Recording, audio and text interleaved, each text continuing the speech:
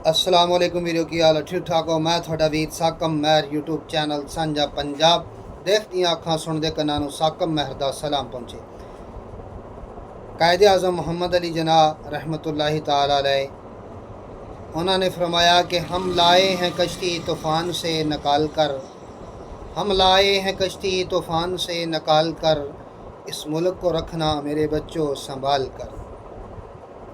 तो जिस तरह के सानू सब नूं ये पता साडे पंजाब दे अंदर पाकिस्तान दे अंदर आज 14 अगस्त का दिन आ और 14 अगस्त साडी आज़ादी का दिन आ जिहड़ी कि अंग्रेज़ां कोलों सानू हासिल हुई।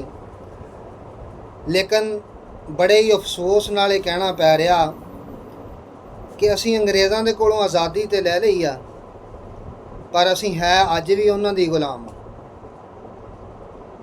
अंग्रेज़ां दे कोलों आज़ादी लैण दा मकसद ये सी कि असी आज़ादाना नमाज़ पढ़ सकीए, आज़ादाना जिहड़ा अपनी इबादत अल्लाह रब्बुल इज़्ज़त की इबादत कर सकीए, कुरान करीम की तलावत कर सकीए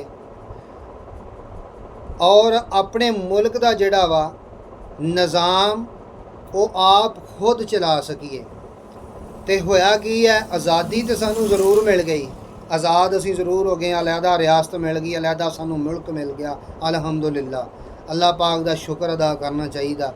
लेकिन हर साल जदों भी 14 अगस्त आउंदी आ वन व्हीलिंग चल रही जे है, इस तरह ही वन व्हीलिंगां हुंदियां ने ते इस तरह ही जिहड़ा ना लोग जिहड़े ने वो वाजे वजाउंदे ने, तरह तरह के वाजियां की वजह आवाज़ आई जाती है।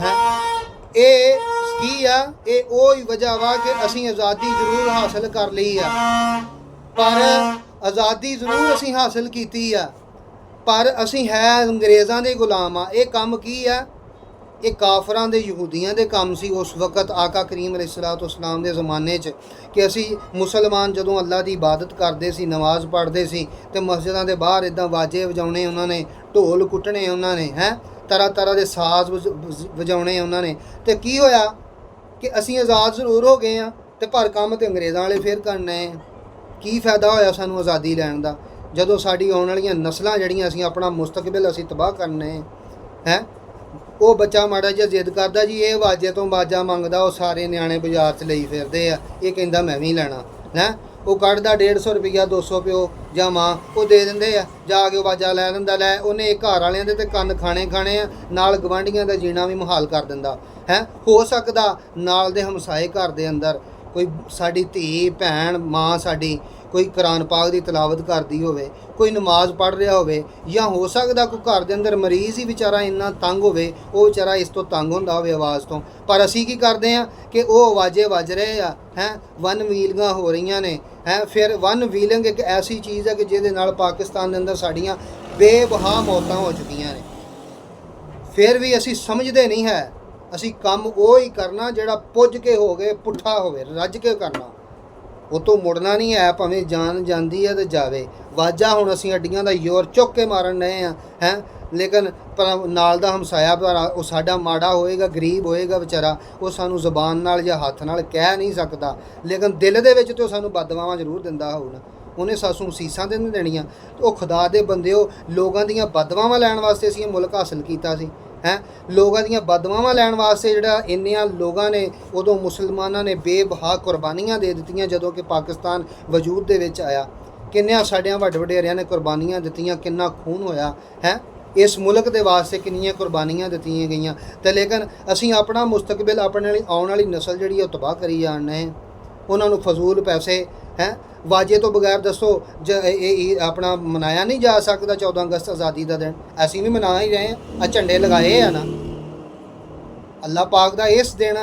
सगों सानू अल्लाह पाक की इबादत करनी चाहिए है, जिक्र उज़कार करना चाहिए वा, अल्लाह का शुक्र अदा करना चाहिए कि या अल्लाह पाक तेरा असी शुक्र अदा करते हैं, सानू एक आज़ाद मुमलकत, एक आज़ाद रियासत दे दी, सानू अंग्रेज़ों के कोलों छुटकारा मिल गया। लेकिन असी की करते हैं, असी तो नाल दे अंग्रेज़ों को छुटकारा हासिल कर लिया तो नाल दे हमसाए का जीना मुहाल कर दिता। वो नाउज़ बिल्ला वो अंग्रेज़ आ, वो लागे साडे यहूदी रहन डे या काफर रहन डे जिन्होंने असी तंग कर रहे हैं। खुदा दे बंदे असी मुसलमान हाँ तो खुदारा असी इस चीज़ को समझिए कि यार ये बैंड बाजे, ये वन व्हीलिंगा, ये शोर शराबा, ये आज़ादी का हिस्सा नहीं है। ਸਾਨੂੰ ਕਾਇਦੇ ਆਜ਼ਮ ਮੁਹੰਮਦ ਅਲੀ ਜਨਾ ਜਾਂ ਅਲਾਮਾ ਇਕਬਾਲ ਰਹਿਮਤੁल्लाह ਤਾਲਾ अलैह ਕਿਸੇ ਵੀ ਕਿਸੇ ਹਸਤੀ ਨੇ ਸਾਨੂੰ ਇਹ ਪੈਗਾਮ ਨਹੀਂ ਦਿੱਤਾ ਹੈਗਾ ਕਿ ਜਿਹੜਾ ਵਾ ਆਜ਼ਾਦੀ ਦਾ ਜਸ਼ਨ ਜਿਹੜਾ ਵਾ ਜਾਂ 14 ਅਗਸਤ ਜਿਹੜਾ ਤੁਹਾਡਾ ਆਜ਼ਾਦੀ ਦਾ ਦਿਨ ਆ ਉਹਨੂੰ ਇਸ ਤਰੀਕੇ ਦੇ ਨਾਲ ਮਨਾਓ ਕਿ ਵਨ ਵੀਲੀਆਂ ਕਰੋ ਜਾਂ ਬੈਂਡ ਬਾਜੇ ਵਜਾਓ ਜਾਂ ਵਨ ਸਵੰਨੇ ਸਾਜ਼ ਵਜਾਓ। ਨਹੀਂ, ਬਲਕਿ ਖਾਮੋਸ਼ੀ ਦੇ ਨਾਲ ਹਾਂ ਜਲਸਾ ਜਲੂਸ ਕਰੋ, ਆਪਣੀ ਆਜ਼ਾਦੀ ਦਾ ਪ੍ਰਚਾਰ ਕਰੋ ਕਿ ਸਾਨੂੰ ਇਸ ਦਿਨ ਆਜ਼ਾਦੀ ਅੱਲਾਹ ਪਾਕ ਨੇ ਦਿੱਤੀ ਹੈ, ਸਾਨੂੰ ਅੰਗਰੇਜ਼ਾਂ ਦੇ ਕੋਲੋਂ ਛੁਟਕਾਰਾ ਹਾਸਲ ਮਿਲਿਆ। ਇਹ ਕੀ ਫਾਇਦਾ ਹੋਇਆ ਕਿ ਜਰਾ ਫਜ਼ੂਲ ਪੈਸੇ ਜਿਹੜੇ ਖਰਚ ਕਰਨੇ, ਉਹੀ ਜਿਹੜੇ ਅਸੀਂ ਫਜ਼ੂਲ ਪੈਸੇ ਵਾਜਿਆਂ ਤੇ ਵਨ ਵਕੀਲੀਆਂ ਤੇ ਖਰਚ ਕਰਦੇ ਹਾਂ, ਹੈ ਰੰਗ ਬਰੰਗੇ ਸਾਜ਼ ਵਜਾਉਂਦੇ ਹਾਂ, ਤੇ ਉਹੀ ਜਿਹੜਾ ਵਾ ਅਸੀਂ ਜਾ ਕੇ ਜਾਂ ਸਦਕਾ ਖੈਰਾਤ ਕਰ ਦਈਏ। ਅਗਰ ਇਹ ਨਹੀਂ ਕਰ ਸਕਦੇ ਤਾਂ ਚਲੋ ਜਸ਼ਨ ਈਦ ਆਪਣਾ ਇਹ ਜਸ਼ਨ ਆਜ਼ਾਦੀ ਦਾ ਦਿਨ ਮਨਾਉਣਾ ਹੀ ਹੈ ਨਾ, ਤੇ ਅਸੀਂ ਯਾਰ ਕੋਈ ਇੱਕ ਦਰਖਤ ਲਈਏ, ਕੋਈ ਵੀ ਇੱਕ ਪੌਦਾ ਲਈਏ, ਉਹ ਲਗਾ ਦਈਏ। ਸਾਡੇ ਮੁਲਕ ਦੇ ਅੰਦਰ ਦੇਖੋ ਕਿ ਆਲੂਦਗੀ ਕਿੰਨੀ ਹੋ ਚੁੱਕੀ ਹੈ।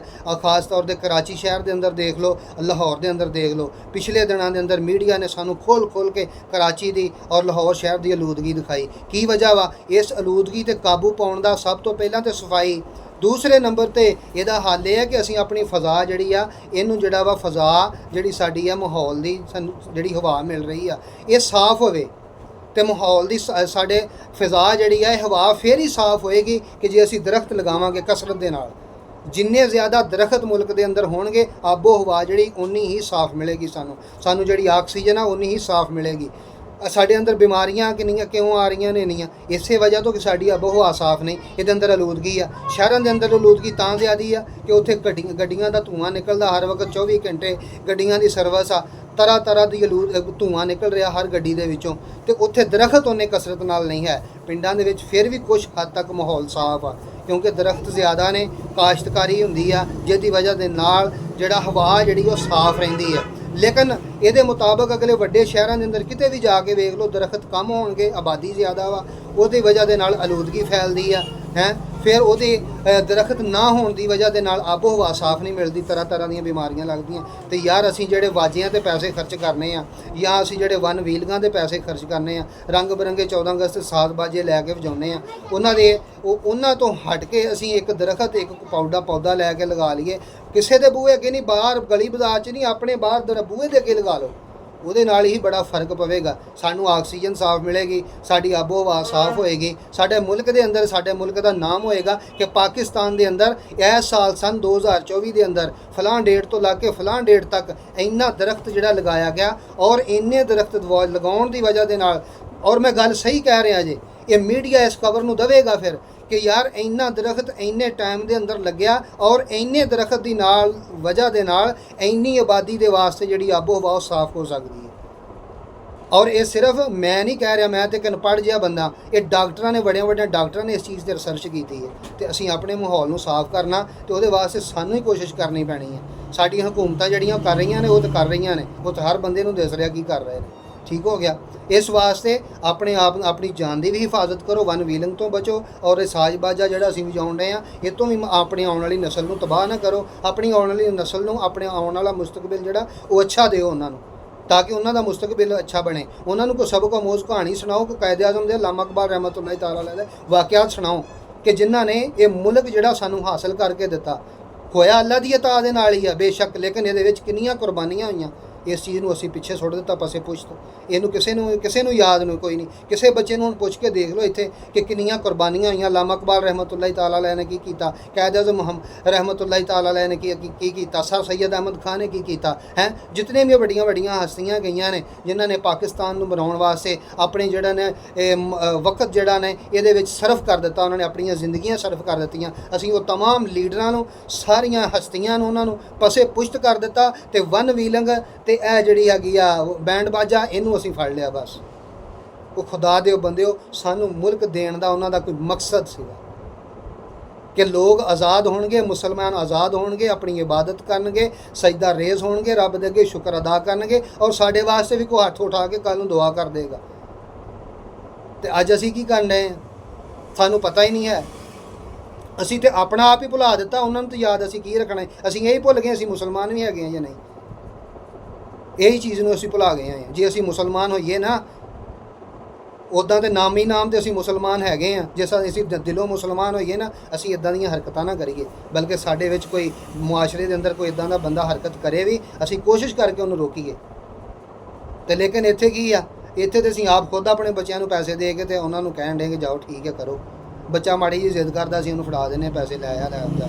ਖੁਦਾ ਦੇ ਬੰਦੇ ਉਹੀ ਜਿਹੜਾ 150 ਦਾ 200 ਦਾ 250 ਦਾ ਉਹਨੂੰ ਵਾਜਾ ਲੈ ਕੇ ਦਿੱਤਾ, ਉਹੋ ਹੀ ਉਹਨੂੰ ਦਰਖਤ ਲਗਾ ਦਿਓ, ਕੁਝ ਆਪਣੇ ਦਰਵਾਜ਼ੇ ਦੇ ਅੱਗੇ ਲਗਾ ਦਿਓ, ਆਪਣੇ ਘਰ ਦੇ ਅੰਦਰ ਕੋਈ ਜਗ੍ਹਾ ਹੈ ਉੱਥੇ ਹੀ ਲਗਾ ਲਿਓ, ਆਪਣੇ ਬਾਹਰ ਕਿਤੇ ਗਲੀ ਮੁਹੱਲੇ ਦੇ ਅੰਦਰ ਲਗਾ ਦਿਓ ਹੈ। ਅਗਰ ਦਰਖਤ ਨਹੀਂ ਲਗਾ ਸਕਦੇ, ਉਹਨਾਂ ਪੈਸਿਆਂ ਦਾ ਸਦਕਾ ਖੈਰਾਤ ਕਰਦੇ, ਉਹਨੂੰ ਬੱਚੇ ਨੂੰ ਸਮਝਾਓ ਕਿ ਯਾਰ ਬੇਟਾ ਪੁੱਤ ਇਹ ਚੀਜ਼ ਨਹੀਂ, ਇਹ ਆ, ਇਸ ਵਾਸਤੇ ਸਾਨੂੰ ਇਹ ਮੁਲਕ ਮਿਲਿਆ ਸੀ, ਨਾ ਕਿ ਇਸ ਵਾਸਤੇ ਕਿ ਅਸੀਂ ਯਹੂਦੀਆਂ ਦੇ ਪੈਰੋਕਾਰ ਫਿਰ ਉੱਦਾਂ ਹੀ ਬਣੇ ਰਹੀਏ, ਕਾਫਰਾਂ ਦੇ ਪੈਰੋਕਾਰ ਬਣੇ ਰਹੀਏ, ਅੰਗਰੇਜ਼ਾਂ ਦੇ ਪੈਰੋਕਾਰ ਬਣੇ ਰਹੀਏ ਹੈ। ਅੰਗਰੇਜ਼ਾਂ ਦੇ ਕੋਲੋਂ ਮੁਲਕ ਤੇ ਲੈ ਲਿਆ, ਮਗਰ ਪੈਰਵੀ ਤਾਂ ਫਿਰ ਉਹਨਾਂ ਦੀ ਕਰੀ ਜਾਣ ਡਏ, ਕੰਮ ਤੇ ਅਸੀਂ ਉਹਨਾਂ ਵਾਲੇ ਛੱਡੇ ਹੀ ਨਹੀਂ ਕੋਈ ਵੀ।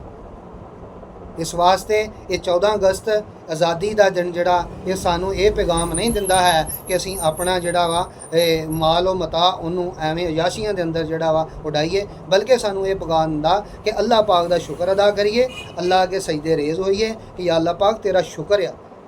ਅੱਜ ਯਾਰੋ ਦੇਖੋ ਇੱਕ ਮਿਸਾਲ ਹੈ ਛੋਟੀ ਜੀ, ਅਗਰ ਅਸੀਂ ਆਜ਼ਾਦ ਨਾ ਹੁੰਦੇ ਤੇ ਜੋ ਹਾਲ ਮੈਨੂੰ ਲੱਗਦਾ ਕਿ ਫਲਸਤੀਨ ਦੇ ਵਿੱਚ ਹੋ ਰਿਹਾ ਉਹ ਸਾਡੇ ਨਾਲ ਵੀ ਹੋ ਰਿਹਾ ਹੁੰਦਾ। ਜੋ ਹਾਲ ਕਸ਼ਮੀਰ ਦੇ ਵਿੱਚ ਮੁਸਲਮਾਨਾਂ ਦਾ ਹੋ ਰਿਹਾ, ਅੱਲਾਹ ਪਾਕ ਮਾफ़ ਕਰੇ, ਉਹ ਸਾਡੇ ਨਾਲ ਵੀ ਸ਼ਾਇਦ ਹੋ ਰਿਹਾ ਹੁੰਦਾ ਜੇ ਅੰਗਰੇਜ਼ਾਂ ਦੇ ਕੋਲੋਂ ਸਾਨੂੰ ਆਜ਼ਾਦੀ ਨਾ ਮਿਲਦੀ। ਤੇ ਫਿਰ ਵੇਖੋ ਜਿਹੜਾ 14ਵੀਂ ਸਦੀ ਦਾ ਹੁਣ ਦੌਰ ਜਾ ਰਿਹਾ, ਹਰ ਇੱਕ ਨੂੰ ਨਫਸੋ ਨਫਸੀ ਦਾ ਆਲਮ ਇੱਥੇ ਦੁਨੀਆ 'ਚ ਹੀ ਪਿਆ। ਆਖਿਰਤ 'ਚ ਜਾ ਕੇ ਨਫਸੋ ਨਫਸੀ ਦਾ ਜਿਹੜਾ ਆਲਮ ਹੋਣਾ ਉਹ ਤੇ ਬਾਅਦ ਦੀ ਗੱਲ ਆ, ਦੁਨੀਆ 'ਚ ਹੀ ਆ। ਕਿਸ ਤਰ੍ਹਾਂ ਨਫਸੋ ਨਫਸੀ ਆ ਕਿ ਫਲਸਤੀਨ ਦੇ ਅੰਦਰ ਮੁਸਲਮਾਨ ਆ ਨਾ, ਮੁਸਲਮਾਨਾਂ ਦੇ ਨਾਲ ਜੰਗ ਲੜੀ ਜਾ ਰਹੀ ਹੈ ਨਾ, ਇਸਰਾਈਲ ਤੰਗ ਕਰ ਰਿਹਾ ਉਹਨਾਂ ਨੂੰ, ਕੋਈ ਆਵਾਜ਼ ਉਠਾ ਰਿਹਾ? ਕੋਈ ਨਹੀਂ ਉਠਾ ਰਿਹਾ। ਇਸੇ ਤਰ੍ਹਾਂ ਹੀ ਅੱਲਾ ਨਾ ਕਰੇ ਅਗਰ ਇਹ ਸਾਡੇ ਤੇ ਟਾਈਮ ਆਇਆ ਹੁੰਦਾ ਤਾਂ ਫਿਰ ਕੀ ਬਣਦਾ।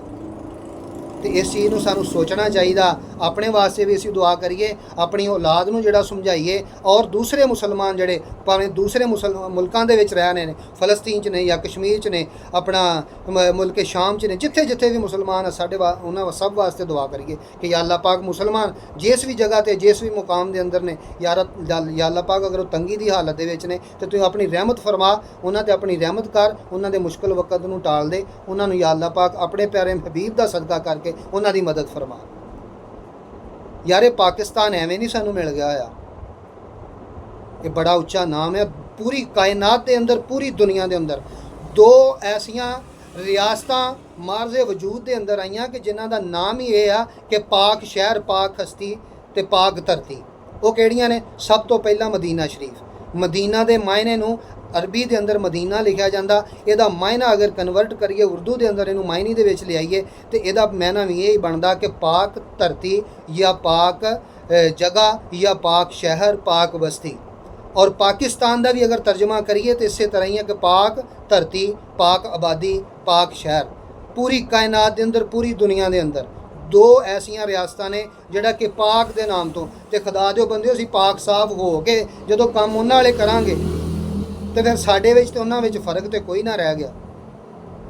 ਕਾਫਰਾਂ ਦੇ ਵਿੱਚ, ਅੰਗਰੇਜ਼ਾਂ ਦੇ ਵਿੱਚ, ਯਹੂਦੀਆਂ ਦੇ ਵਿੱਚ, ਸਾਡੇ ਉਹਨਾਂ ਦੇ ਵਿੱਚ ਫ਼ਰਕ ਤੇ ਕੋਈ ਨਾ ਰਿਹਾ ਨਾ। ਫਿਰ ਇਸ ਵਾਸਤੇ ਮੇਰੇ ਦੋਸਤੋ ਮੇਰਾ ਤੇ ਪੈਗਾਮ ਹੀ ਹੈ ਇੱਕ, ਮੈਂ ਕਿਸੇ ਦੇ ਨਾਲ ਮੇਰੀ ਕੋਈ ਬਹਿਸ ਨਹੀਂ, ਕਿਸੇ ਦੇ ਨਾਲ ਮੇਰਾ ਕੋਈ ਝਗੜਾ ਨਹੀਂ, ਕਿਸੇ ਦੇ ਨਾਲ ਮੇਰੀ ਜਾਣੀ ਕਿ ਕੋਈ ਤੰਜ਼ ਨਹੀਂ, ਨਾ ਕਿਸੇ ਸਿਆਸੀ ਬੰਦੇ ਦੇ ਨਾਲ ਜਾਂ ਨਾ ਆਮ ਬੰਦੇ ਦੇ ਨਾਲ। ਸਿਰਫ ਇੱਕ ਸਬਕ ਆ, ਇੱਕ ਤਬਲੀਗ ਆ ਕਿ ਜਿਹੜਾ ਯਾਰ ਇਸ ਚੀਜ਼ ਨੂੰ ਅਸੀਂ ਸਮਝ ਜਾਈਏ, ਸਾਡੇ ਵਾਸਤੇ ਬਹੁਤ ਵੱਡਾ ਸਬਕ ਆ। ਇਸ ਸਬਕ ਨੂੰ ਅਸੀਂ ਆਪਣੀ ਆਉਣ ਵਾਲੀ ਨਸਲ ਤੱਕ ਪਹੁੰਚਾਈਏ। ਪਾਕਿਸਤਾਨ ਜ਼ਿੰਦਾਬਾਦ।